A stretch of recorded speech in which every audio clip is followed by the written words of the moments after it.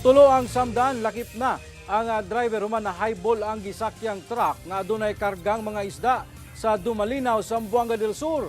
Naka-alerto si Efren Mamak. Nagtagpo sila? Nagkatag na sa kadalanan kining mga isda gikan sa 65 ka mga kahon nga karga niining usa ka truck human kini nahaybol sa Purok 1 Motosawa, Dumalinao, Zamboanga del Sur pasado alas 6 Martes sa gabi. Agoy, bali man. Di, Ginoo ko tabang. Gitabangan sab sa mga residente ang laing sakay sa maong truck nga daw napuruhan sa insidente aron mapagawa sa truck.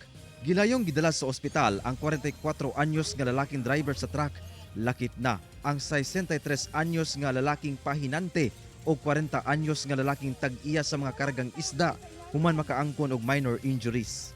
Sa investigasyon sa Dumalinao Municipal Police, gikan sa barangay Manikaan sa Zamboanga City ang maong truck apan pag-abot sa lugar nga gikahitabuan kalit matud pa kining mipreno aron likayan ang usa ka motorsiklo nga kalit daw midungan og padagan sa kilid niini.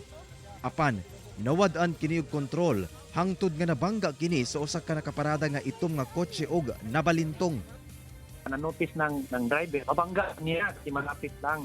Nag-brake siya ng biglaan, sir, yung preno niya. Tapos napasobra yung pag-brake niya. Tapos yun, nag-bird, sir, nagsumayaw yung gulong, hindi niya makontrol. Tapos sumagi doon sa gilid ng sasakyan, yung nakapark doon. Tapos pagkatagid niya, sir, natumba kaagad sa unahan. Nakigareglo na matud pa ang tag-iya sa maong kotse nga nabanggaan sa maong truck.